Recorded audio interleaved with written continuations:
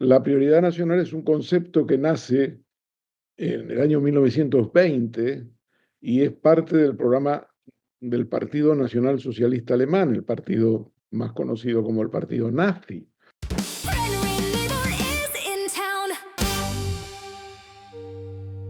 Esta mañana estaba escuchando al jefe del PP en Cataluña en una entrevista que le hicieron en enero y donde él mismo saca el tema de la prioridad nacional que planteaba Vox y Mm. que hablaban de ello en Cataluña.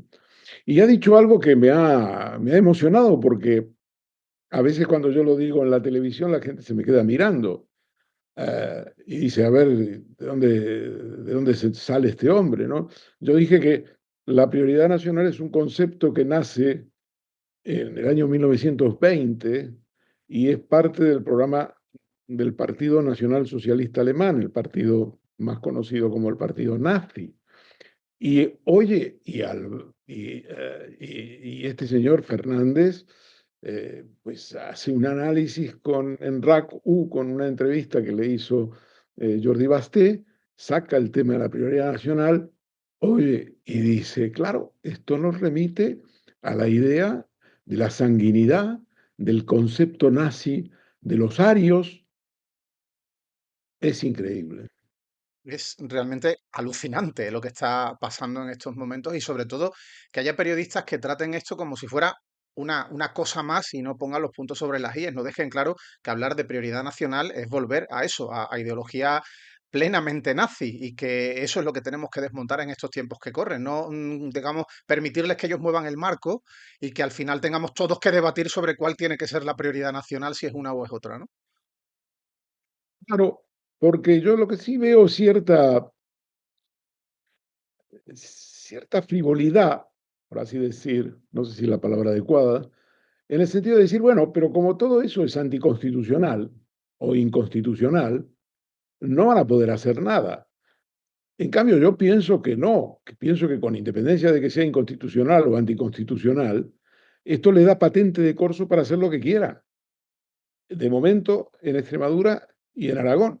Y ya veremos en Castilla y León y en Andalucía, si llega el momento. Oye, vamos a volver atrás, pero no tanto como al nazismo. Vamos a volver a la fecha en la que tú te mudas a España, un año después del inicio de la dictadura argentina de Pinochet. Tu llegada a este país forma parte de una ola de intelectuales, artistas y periodistas argentinos que se exiliaron en Europa huyendo de represión, torturas, desapariciones y de la censura. Eso fue algo que tú viviste también muy de cerca. Jacobo Timerman, que dirigía La Opinión, el medio en el que tú trabajabas, Jacobo Timerman fue secuestrado y torturado del año 77 al 81, cuando acabó desterrado del país. No, no lo llegaron a ejecutar, no lo llegaron a asesinar, porque hubieron grandes presiones a nivel internacional. Esto ha marcado enormemente tu carrera profesional y coberturas como el juicio a Pinochet por el que te dieron el premio Ortega y Gasset. Háblame un poquito de ello. Bueno, pues La Opinión era un diario muy interesante. Fue un verdadero experimento en una Argentina donde la gente lee mucho, o por lo menos leía mucho, y los periódicos tenían tiradas de casi 1 millón de ejemplares, llegaron a tener, ¿no? Y La Opinión salió como un proyecto modesto que pretendía romper la muralla china entre información y opinión y hacer un periodismo analítico, interpretativo. Nadie realmente le daba dos duros y Tim Bannon había tenido ya éxito con una revista semanal que se llamó Primera Plana, eh, pero bueno, había tenido unos traspiés y por lo tanto este nuevo proyecto fue bastante despreciado en el establishment y en el mundo de los grandes diarios, La Nación, Clarín y todo eso. Y pues el planteamiento de Tiene decía, yo con 60.000 ejemplares gano dinero. La Opinión salió y llegó a vender, empezó vendiendo 160.000 ejemplares y siguió subiendo. Y lo más interesante de todo eso es que los periódicos tradicionales eran muy buenos, muy fuertes, empezaron a sufrir la competencia de tipo intelectual y empezaron a cambiar. Introdujeron las columnas interpretativas, digamos, abandonaron esa estricta muralla entre información y opinión y empezaron a adaptarse a la opinión. Bueno, para hacerlo breve, en el año 1975 yo era el jefe de economía del diario La Opinión, era muy joven, pero era el jefe de economía de La Opinión y también escribía reportajes. Y un compañero, Enrique Rapp, que hacía grandes reportajes, Heriberto Kahn, otro periodista político, Timerman y yo fuimos amenazados por la AAA, la Alianza Anticomunista Argentina, que era un organismo paramilitar, parapolicial, también militar, que se ocupaba de matar a periodistas. Y cuando digo matar, no lo digo en sentido figurado. Mi compañero Jorge Money, por ejemplo, que se llamaba así, Money, en inglés es dinero, fue acribillado con decenas de balazos cuando volvía de un viaje fuera de Argentina, en el camino a Buenos Aires desde el aeropuerto. Y entonces nos amenazaron y entonces sí, yo pedí una excedencia, le llamé a Timerman, pedí una excedencia. No, primero le dije que teníamos que informar sobre el hecho. Y me dijo, bueno, dice, si usted quiere, y Heriberto quiere, y Enrique Rapp quieren, pues hacemos la información. Mi nombre no va a aparecer. Yo prefiero no aparecer porque me parece que eso es darle juego, digamos, a los fascistas. Pero no hay problema. Damos la información, la damos en un lugar destacado y tal. Bueno, pues dimos la información. Y eso fue el año 75, estoy hablando de mediados de 1975. Todavía estaba el gobierno constitucional de Perón, de la viuda de Perón, María Isabel Martínez de Perón, y bueno, yo marché de Argentina en diciembre del año 77. Lo peor de la represión podemos decir que ya había pasado. Es decir, que la amenaza de alguna manera pues había pasado, digamos, a tener una vida eh, muy discreta, ya no iba al diario, y en un momento determinado Timberland me dijo, oiga, eh, tenemos que llegar a un acuerdo porque me están preguntando, en este momento en la Casa Rosada, la Casa de Gobierno, pues los militares preguntan, ¿no? Que hablan de encubrimiento y tal. Entonces, bueno, pues llegamos a un acuerdo y yo me marché de La Opinión, dejé de trabajar en La Opinión, pero yo seguía trabajando en otra publicación que era Panorama. Y entonces, que era una revista semanal muy importante. Y al final, pues en diciembre de 1977, decidí que ya no tenía posibilidades de volver a ejercer la actividad periodística. Yo había sido dirigente de la Asociación de Periodistas de Buenos Aires, que era una organización sindical, como en España son las federaciones de la prensa o, la Asociación de la Prensa de Madrid. Y entonces decidí venir a España. Y esa es un poco la historia. Mm, parecida, pero con bastantes diferencias, ¿no? A lo que hoy son ciertas asociaciones de la prensa en España con respecto a la que Sí, tú bueno, representabas. digo, era una organización de naturaleza sindical y tal. No, la paradoja de esta historia es que Timmerman, en aquella anécdota que os estoy contando, que era un gran periodista, eh, gran editor, eh, fue secuestrado por la dictadura militar. Es decir, él nos había dicho que no quería participar en la denuncia, en publicar la amenaza, ¿no? Y finalmente fue secuestrado. Enrique Rabb lo mataron. Heriberto Kahn sufrió una enfermedad degenerativa y de los cuatro, de alguna manera, el único que quedó fui yo. Bueno, Timmerman después salió en libertad, viajó a Israel y luego regresó a Argentina, hizo un nuevo periódico, finalmente murió. Oye, y todo esto evidentemente afecta a tu visión de la realidad, a tu visión de cómo funciona el mundo, cómo funciona el poder, cómo funciona el fascismo, cómo se llevan a cabo golpes y que esos golpes provocan atentados contra todos los derechos fundamentales. Y casi que el de libertad de prensa pues puede ser algo menor para muchos cuando estamos hablando de asesinatos en masa de civiles, pero evidentemente el derecho a la libertad de prensa es absolutamente clave. Y esto afecta evidentemente a cómo trabajas tú a posteriori, cómo desarrollas, por ejemplo, esa cobertura tan potente que llevas a cabo del juicio de Pinochet y la perspectiva histórica que tienes al respecto.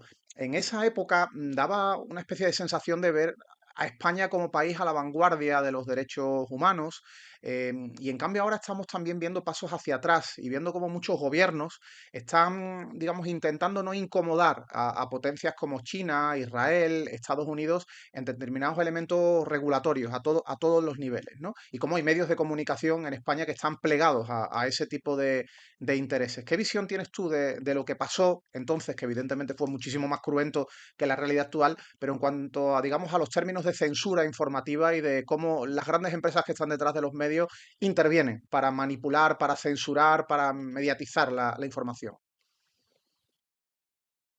El drama de Argentina, para empezar, es que en Argentina no diré que es mejor o peor, pero el golpe militar, que fue un golpe fascista del 24 de marzo de 1976 y seis y que fue, continuó a otros golpes que hubo con anterioridad, porque la secuela golpista en Argentina era bastante sistemática y cíclica.